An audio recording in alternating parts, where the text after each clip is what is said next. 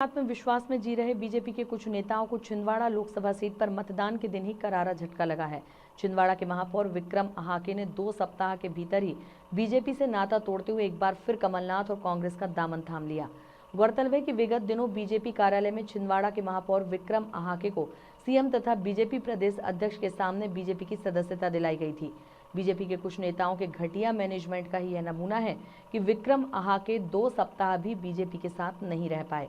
इससे न केवल छिंदवाड़ा में बीजेपी की किरकिरी हुई, बल्कि प्रदेश में यह संदेश गया है कि बीजेपी में कोई धनी धौरी ही नहीं है, जिसकी जो मर्जी आ रही है वह काम कर रहा है। सवाल यह भी उठता है कि विक्रम अहाके को किसने सदस्यता दिलवाई।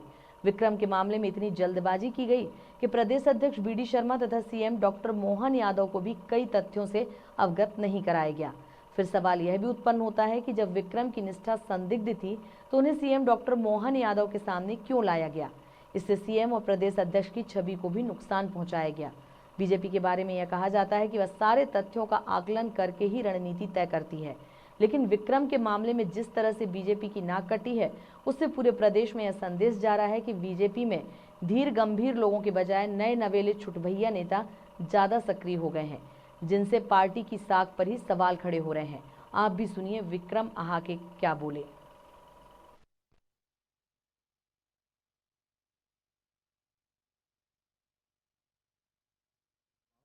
अपनी एक महत्वपूर्ण बात रखने जा रहा हूँ। साथियों, कुछ दिन पूर्व मैंने किसी राजनीतिक दल पे ज्वाइन किया था, लेकिन जिस दिन से मैंने ज्वाइन किया उस दिन से मेरे अंदर एक घुटन महसूस हो रही थी।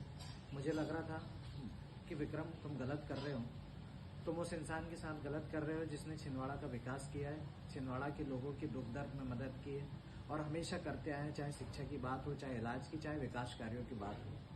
साथियों, जीवन में राजनीति करने के अवसर बहुत आएंगे। भविष्य में मेरे साथ क्या होगा मुझे अंदाजा नहीं, लेकिन आज अगर मैं हमारे नेता आदरणीय कमलनाथ जी और नकुलनाथ जी के साथ खड़े नहीं हुआ, क्योंकि उन्होंने मुझे भी कहां से कहां पहुंचाने का काम किया है, छिंदवाड़ा का काम किया है, तो आने वाले समय में जो मेरे साथ होगा मुझे पता नहीं, लेकिन आज मैं आप सबसे अपील करना चाहता हूं कि कमलनाथ जी को, नकुलनाथ जी को